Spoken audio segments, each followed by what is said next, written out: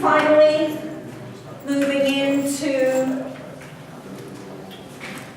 information that is a little more applied, hands-on, practitioner stuff, and away from the more technical chemistry information, right? So I think that you'll find it gets better from here on, okay? Because this stuff is a lot more, well, it's much more stuff that you do every day, just explained using the theory. So I think it will make more common sense for you. So chapter 8, we're going to start looking at some nutritional concepts and what the research says you should and should not be doing from a nutrition standpoint, depending upon how much work you're doing, what kind of work you're doing. As always, check your objectives, mention back to the chapter. Alright, so, yes sir? I got a thing on Blackboard that said there's a test due Tuesday, March 31st for how bad exercise.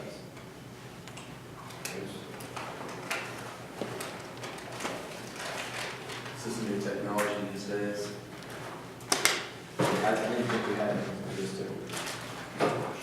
That's very bizarre.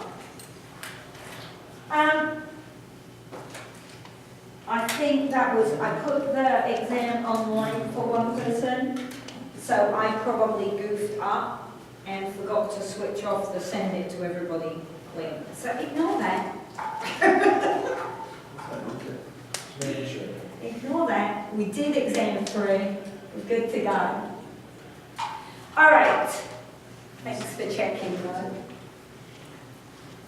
So, we've already discussed the fact that we can use carbohydrate and fats readily as fuel sources for certain types of exercise, and that we can utilize protein for energy if we have to, but that normally we use protein as a building tool, right?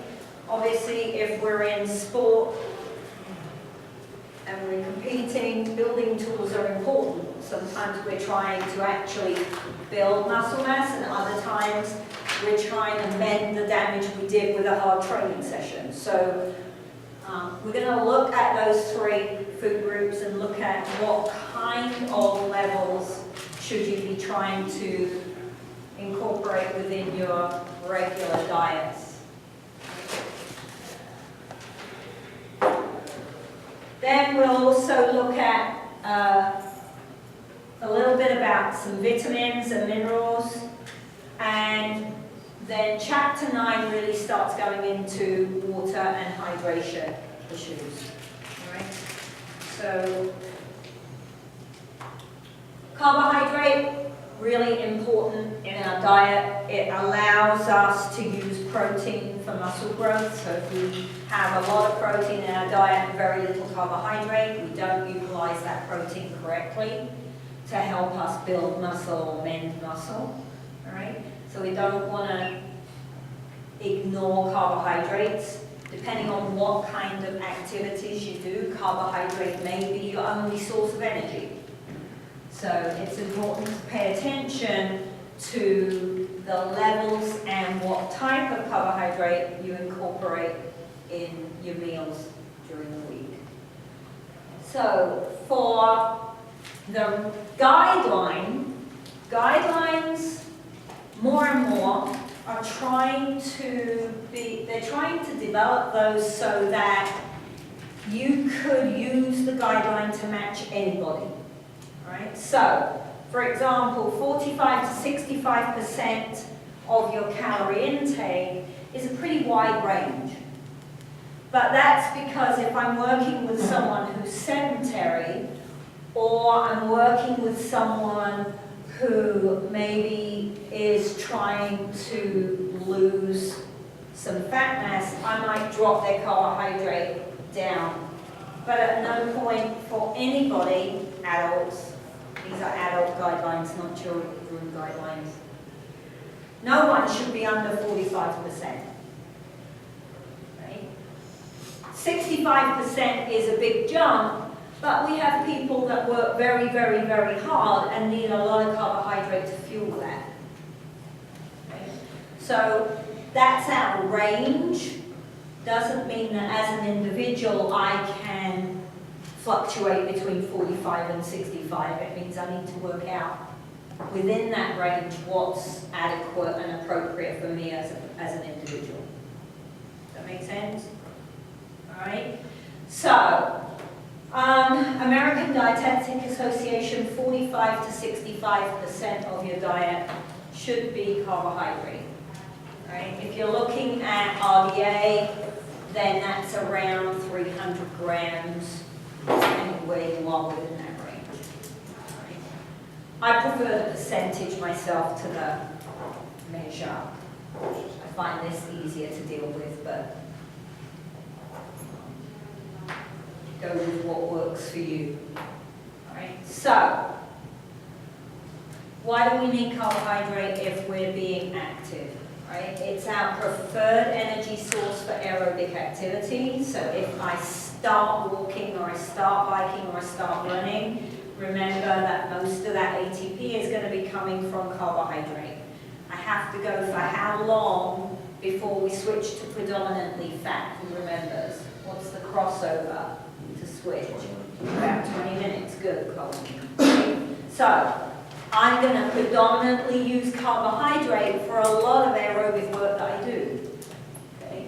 And I want to make sure that I've still got some in store when I do switch to fat in case I need to switch back. Right? So carbohydrates very, very important for aerobic. It makes ATP much faster than a fat or a protein because they're such big molecules. Right? Carbohydrate is a smallish molecule by comparison, so it's easier to break it down to get at the energy that's stored in there.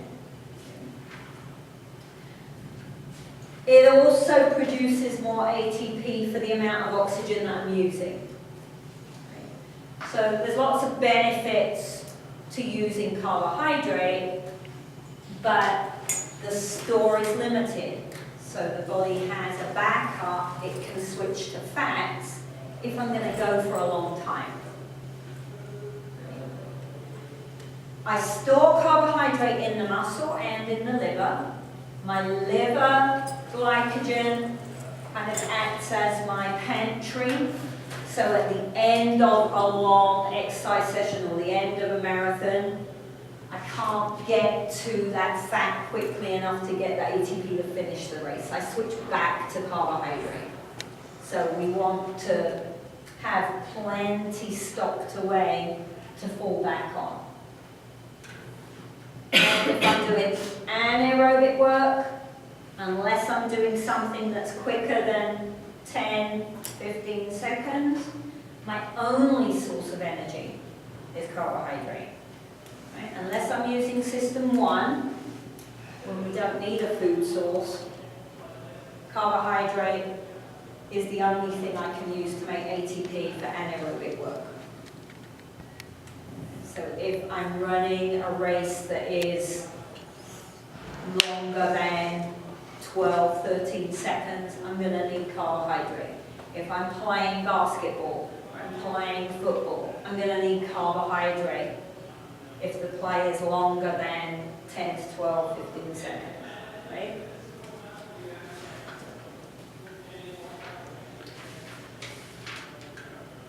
When you're sitting here, trying to listen to me on Monday, all right?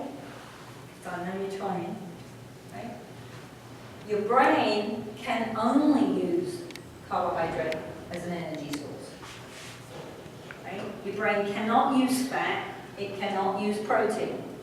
So the only way you can concentrate and the only way you can learn cognitively and drive thought processes and memory is by having a good store of carbohydrate available. Right? Your brain uses blood glucose to fuel the cells in your brain. So without that glucose dripping into the bloodstream on a regular basis, you start to get a little bit foggy. So if you don't eat breakfast, then you come to class. It's a little bit hard to concentrate because your blood sugar is very low first thing in the morning after you've fasted overnight. Right? You should not come to class without breakfast. If you come to a 1 o'clock class, who the heck made a class at 1 o'clock? How dark? Right in the middle of lunchtime, right? So if you have class all the way up until 12:30 and you come straight to class at 1 and you didn't eat, you're sitting here struggling because your brain's going, right? Because your blood sugar is low now. About 130 grams per day, according to the FDA, you need for just your brain. So, when I run out of glucose, when I run out of glycogen, if I don't have any carbohydrates stored left, that leads to fatigue. Okay? So if I am training and my glycogen levels are a bit low in the muscle, then my legs feel a little bit heavy, I might be a bit sluggy for the day, for the training session. That's not very helpful when the whole point of training is to benefit performance. Right? A bad training day is no good. So we want to make sure that we have adequate carbohydrate as much as we can. Right? So this is what happens if we don't eat enough carbohydrate and we're training on a regular basis. Okay? So if I have, it's trying to work. The batteries are dying. If we look at the red line, right? This is a low carbohydrate diet. 40% is very low. It's way below the recommended guidelines. Right? So if I'm only eating 40% carbohydrate and I train for a couple of hours every day, then after a few days, my training is going to be pretty worthless. Because my muscle glycogen levels are so long towards the end of the week that my legs feel like they're made of concrete and they weigh a ton. If I eat a high carbohydrate diet, and again, it's an experiment, so they go extreme, 70% is very high, not very often you're going to resort to 70% carbohydrate, right? But if I take in that much carbs and I do my 2-hour training every day, then my training session later in the week is as good as my training session earlier in the week because my muscle glycogen stores are complete. I have enough intake to replenish the stock every day. So most people, the range for carbs is 45 to 65. Most people are going to be somewhere around 45 to 50. Who are normally active, right? The higher the intensity of work you do, the more carbs you need.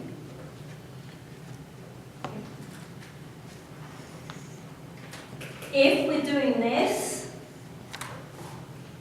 and we're not providing, even if it's not 40, let's say you're eating 45 or 50%, but your work output is such that really you need 55 or 60%, you're going to see a drop in performance. So that drop in performance could be anywhere around 50 to 60%. So that's a big drop in speed or a big drop in strength or a big drop in distance that you can run during the training session if you're not providing enough carbohydrate.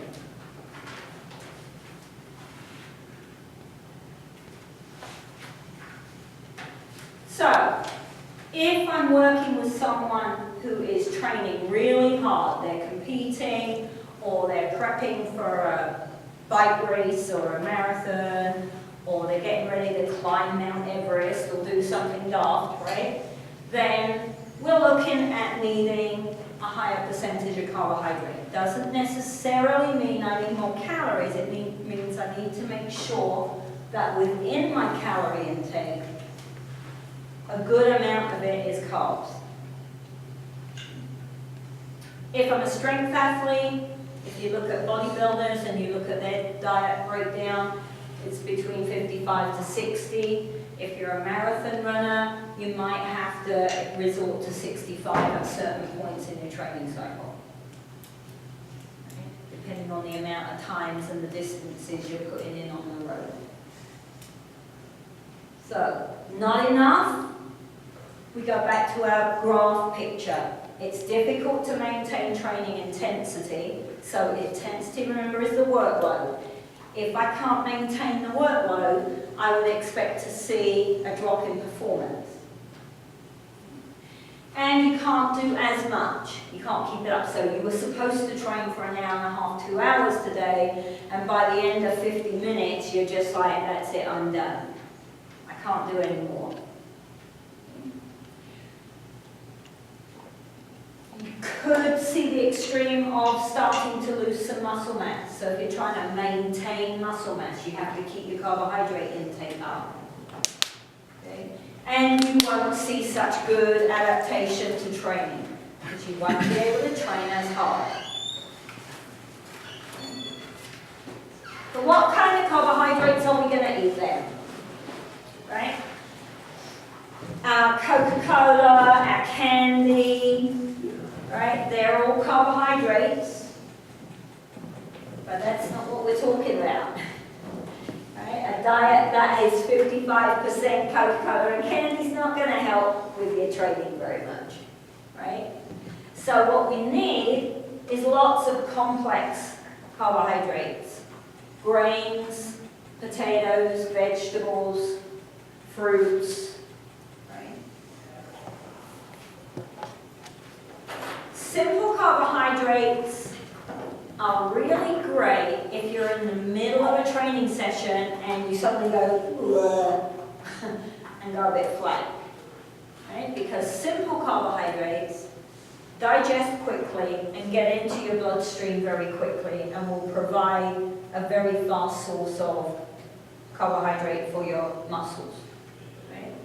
But you don't want to rely on those for your diet. You want to rely on bulking up your glycogen stores using complex carbohydrates. They break down slower, they provide energy for longer, and they're better for your digestive system, for your colon, for your arteries, the whole works.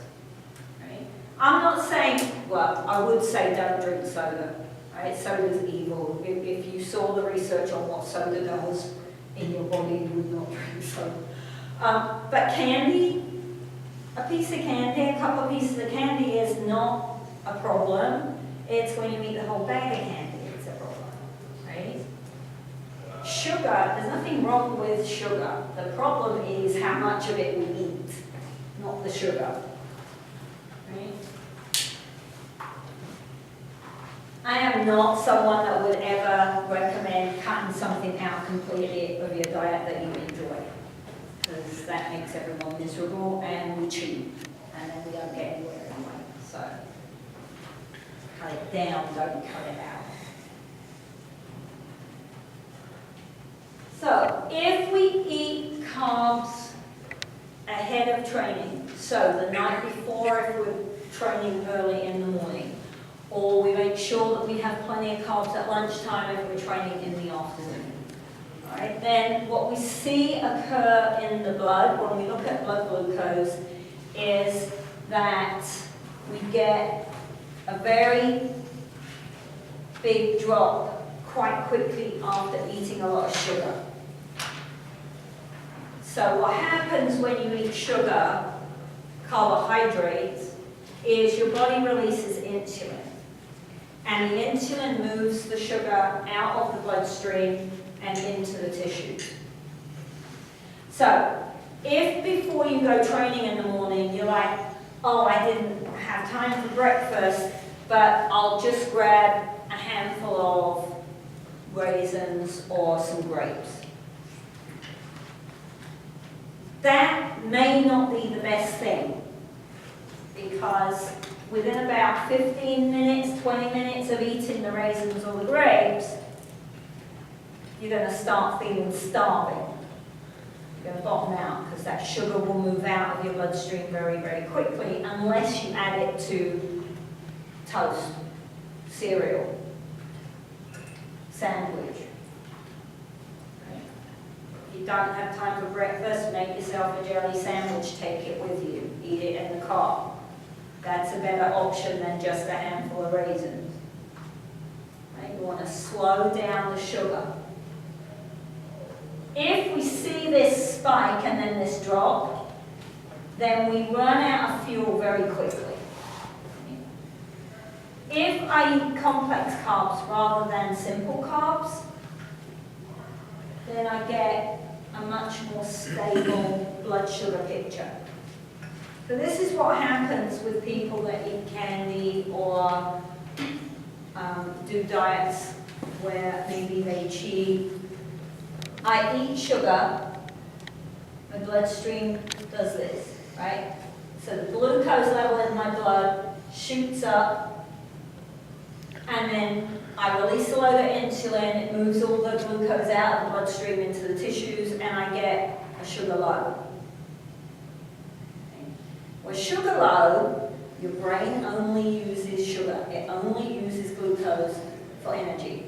So, if your blood glucose is low, your brain goes, oh crap, I need sugar really, really, really quickly. I'm going to make them starving.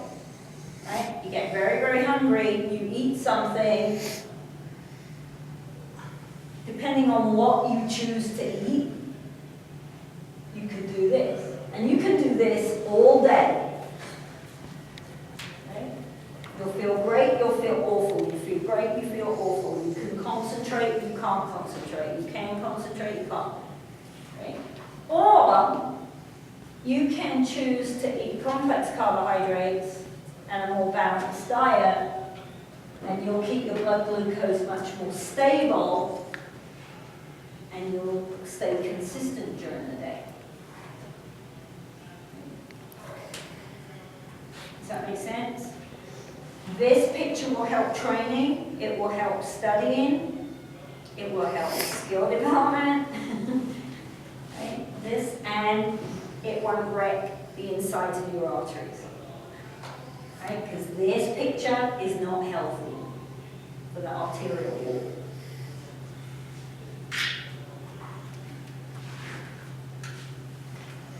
So, carb intake, muscle glycogen. Remember, we're going to store the carbohydrate in the muscle, so they can measure muscle glycogen content. We can't, right? But somewhere with a more sophisticated lab, if you've got people who are willing to give you a muscle biopsy, all right, then you can get a very nice correlation between how much carbohydrate is stored and endurance performance. So, training, even if your actual activity is more anaerobic, your training session is kind of like endurance performance. Right?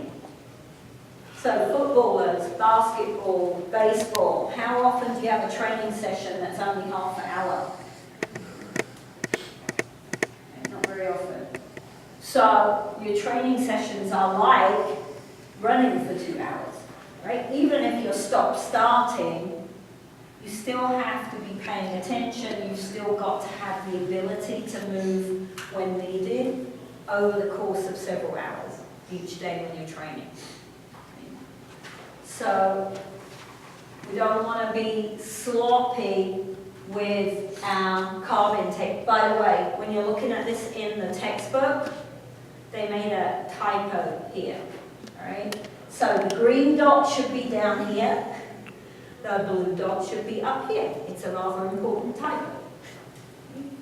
This is my high carbohydrate diet. lots of muscle glycogen, longer time to exhaustion. Low carbohydrate diet, less muscle glycogen storage, time to exhaustion is much shorter. All right, so just remember when you're looking at it that they got the colors the wrong way around, because otherwise that will completely mess you up. Some books will talk to you about the glycemic index. To me, it's too complicated. It's too complicated. But you can buy books where you have a complete listing of foods with their glycemic index number. The higher the glycemic index, the quicker it moves into your bloodstream. Right? So people who are diabetic often use glycemic diets to help them control their blood sugar. If I am diabetic, I don't want a ton of blood sugar pouring into my bloodstream in a very short period of time. So diabetics need to stay away from high glycemic foods. Athletes, it's a slightly different kettle of fish because there are points in time when high glycemic foods are useful. Right? If I've done a very hard training session and I need to get some stored glycogen quickly, then moderate to high glycemic foods do that faster than low glycemic foods. Okay? We know it does, it's just right now we don't have research that then shows that that improves performance. So the research on glycemic index with athletes is a little bit haphazard right now. Right? We need a lot more information on that. But if you're looking at that, if you're reading about glycemic index, just because it's high doesn't mean it's bad for you as an athlete. It's bad for someone with diabetes. So carb loading, very useful tool, particularly for endurance athletes. Not helpful for sprinters, because sprinters don't use carbohydrates. So if I'm a 100-meter runner, or a 200-meter runner, or a 50-meter indoor sprinter, or my role on the field in whatever game I'm playing is to run as fast as I can for 30 seconds, carbohydrate loading is not going to help. Right? But if I'm doing something continuously for a long period of time, then the idea is to get as much carbohydrate stored in the muscle and in the liver as possible. So the old-fashioned way of doing it, Astran method from the 50s or 60s, very, very effective, bumped up glycogen levels immensely. Right? Unfortunately, gives your coaches a few days where you're very, very ugly as an athlete because you have very low carb diet for a couple of days and you really expect you to keep training, right? It's not a nice combination. And so this works, but we wanted to, you know, the coaches were like, I can't deal with these athletes during these 3 days. There's got to be another way of doing this. So the newer idea, this is the original, right? I train, I drop my carbohydrate intake down, I keep training, and then I bump my carb intake up, but I don't do very much training. Well, nowadays we don't really sign up for, if you're competing on Saturday, you don't train Wednesday, Thursday, Friday, right? In the old days, that's the way it was. We never ever trained the day before a competition, right? At least the day before a competition. Not in my school, we always had that day off to rest, right? We don't really buy into that anymore. We want our athletes to train and at least work on skill practice all the way into the competition. So this is no good now, because they can barely walk here. Right? They're like, ugh. It's not very pretty. They're in a bad mood. Okay. So the newer version of carb loading means that I stick with my regular diet for the first 3 days of the week prior. And then I ramp up my diet and get as much carbohydrate as I can for the next 3 days. Or 4 days. So, gets me almost to the same place without having the ugly athletes for 3 days. Much nicer, right? It's nice for the athletes, nice for the coaches, and it does the job. It gets glycogen stores very high. I run my marathon, right, as fast as I can, and at the end of the marathon, most people's glycogen stores are pretty empty. Right? So you use up a lot of your glycogen from your muscles during the first 15 or 20 minutes of the marathon. Around 20 minutes, depending upon the individual, how well trained they are, I'm going to switch over to using predominantly fat, not only fat, predominantly fat, still using a little bit of carbohydrate ticking along in the background. I'm going to use my fat. Problem is, fat takes a long time to break down, big molecules. 2.5 hours into the race, this is becoming really, really hard work. Right? If it's very, very hard work, it's high intensity, I can't use fats. I can't break them down quickly enough anymore. I want to switch back to using carbohydrate. Or, I'm 1.5 miles out from the line, and I'm neck and neck with someone else. And I'm determined to get to that line first, so I want to speed up a little bit. I would need carbohydrate, right? Because I'm increasing the intensity. So at that point, my muscle glycogen carbohydrate is very low. I'm going to start using my liver glycogen to finish the race. But if I didn't store enough, there won't be any left. And that's when, if you watch marathons on telly, or you watch the Tour de France, you watch anything that is an extreme endurance event, you will often see people literally collapse on the floor within sight of the finish line. Literally. Their knees will just give out and they'll fall on the floor, and someone has to help them across the finish line so that they technically finish. Right? Because with all the will in the world, they are not standing up and walking the rest of the race. They can't stand up.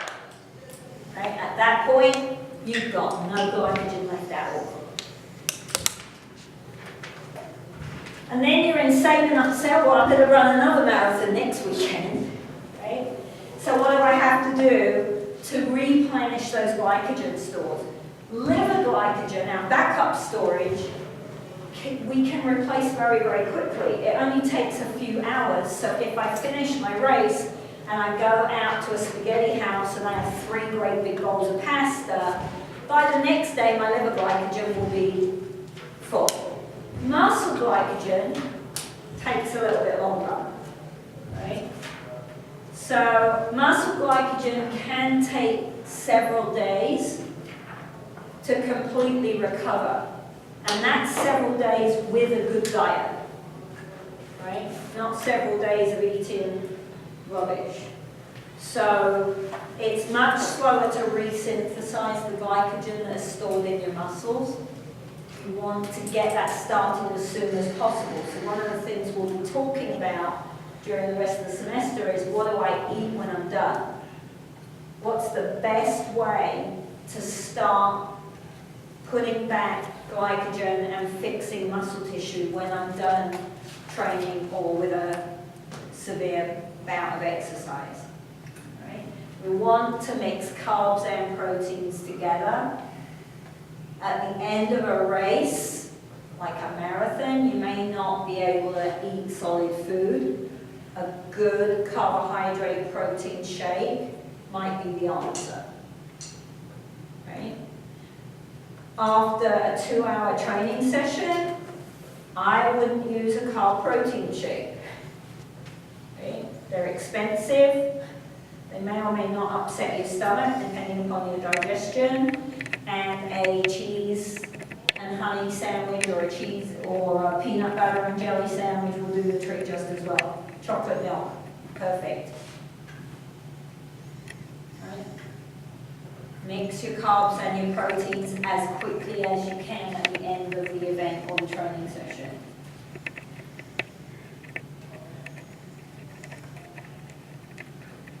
So if we're looking at sports drinks that have carbohydrate in them, where am I? 22?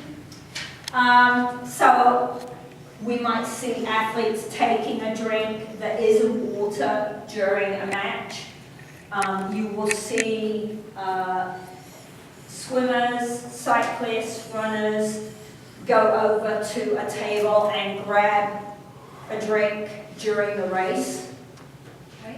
Because what we want to do is keep that carbohydrate level up. We want to keep the blood sugar up so that we save the stored glycogen. Actually, in swimming, it's really interesting. If you watch, my brother started doing open water swimming events. So they swim in the sea or they swim across big lakes. And he swims at 10K. Swims at 10K, it's insane. He's a little nuts, my brother. Swims at 10K, and they literally have feeding stations in the lake or out on the sea. But instead of a drink, they have like little jelly cubes in them. So they can swim over, grab a cup, chuck it down, and chew on it while they swim off again. They're a bit crazy. But the idea is that you want to keep in something that is longer than an hour. Chances are that adding some carbs will help you to keep your glycogen stores high. If we're only training 45-50 minutes down in the max pack, we do not need supplementary carbohydrate.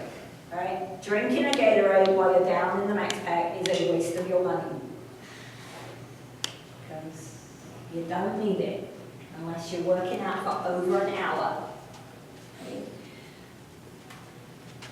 Electrolytes, slightly different. I would say in the max pack you don't need electrolytes. The environment is pretty controlled.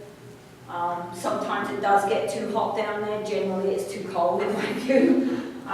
So how much sweat you're going to lose training for an hour in the max pack? Not a lot.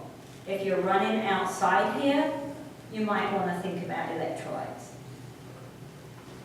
Right, so having a drink to help you with electrolytes, and we'll talk more about that in chapter 9.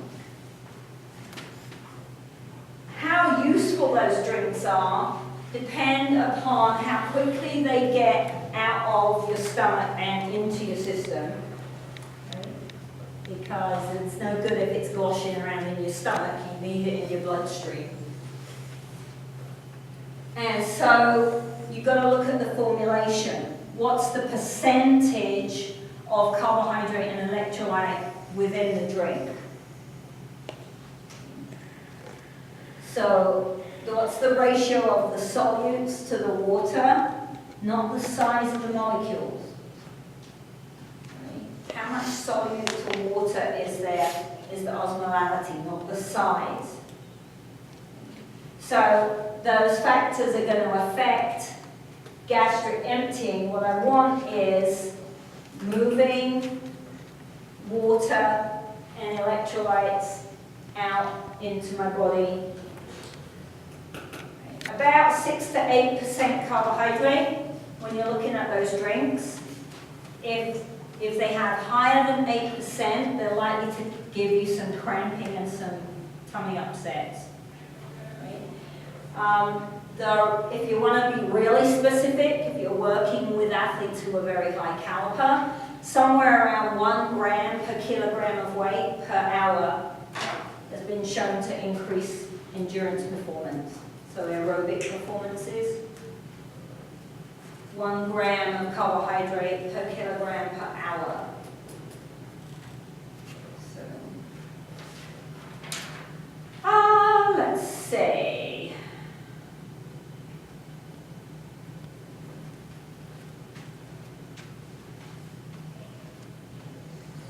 Let's start, and we'll see how far we get. All right, so my carbs. We're going to say 45 to 65% of our diet is my range for my carbohydrate. In this country, athlete or non-athlete, sedentary person or active person, we typically overeat protein. Right? We just do. There's a lot of it available and we eat too much of it. Your protein requirements are 10 to 35. And this is the newer number. I don't like this number.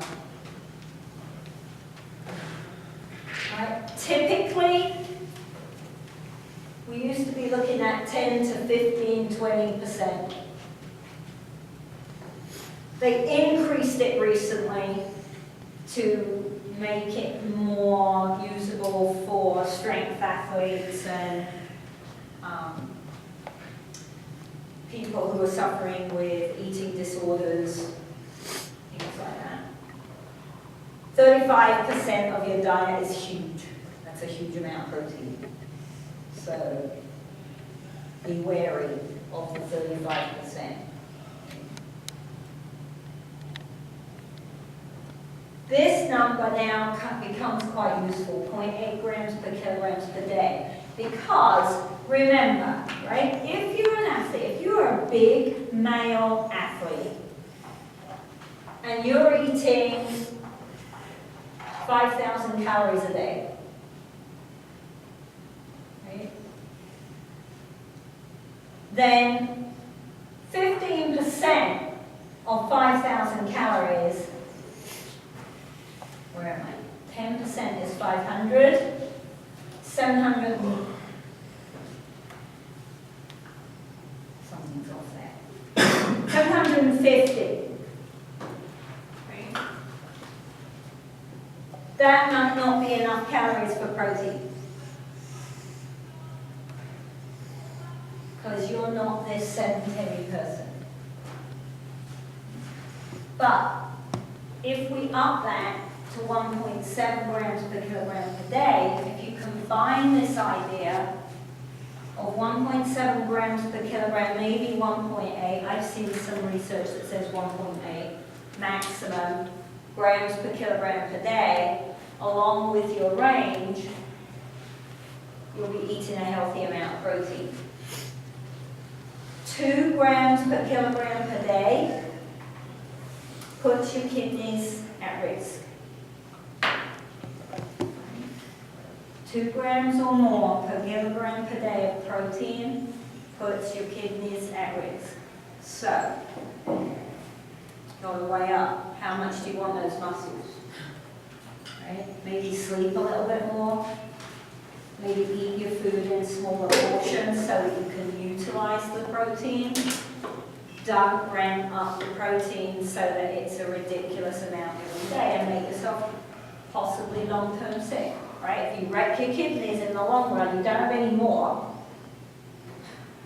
You're going to have to find someone very generous to help you out with that if you wreck one of your kidneys. So, how much do you weigh in kilograms? How much are you in pounds? Anyway. 102 kilograms. 102 kilos. So 2 grams per kilo would be 204 grams of protein a day. That's too much. So you want to keep a good eye on how much protein you're taking in. Especially if you're using protein shakes and things. There's a place for protein shakes, right? There's a place for protein shakes. If you are trying to build muscle mass, if you are trying to recover from traumatic surgery, it is very hard to eat enough solid protein to help your body mend itself under those situations. Then a protein shake might be useful. For most of us, particularly once you're not competing, protein shakes are a waste of money. You can drink milk, you can eat eggs, you can eat cheese, you can eat yogurt, you can eat chicken, you can eat fish, you can get all the protein you need from regular food that is also providing you with good fiber and good other nutrients, and not use a protein shake and put a ton of money into the CEO's bank account, because he did a good job of advertising his protein shake to you. Buy a tin of tuna. Right? Protein shakes when you're athletes in college, if you've got coaches that give them to you and don't make you buy them, maybe they're useful. Right? Depending on what kind of athlete you are. If they want you to go over to LV and put on 10 pounds of muscle, they better be helping you out with your protein intake, because it's expensive to buy protein. Right? But if what you're looking at is a maintenance program, you shouldn't need extra protein over what you can eat in your regular diet.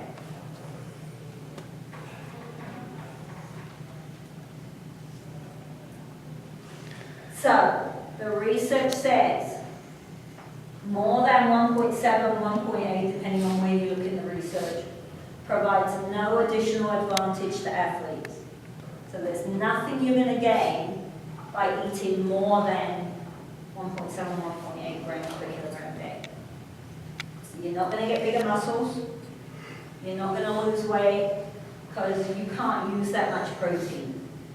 Your body can't actually do what you're eating it for in a day.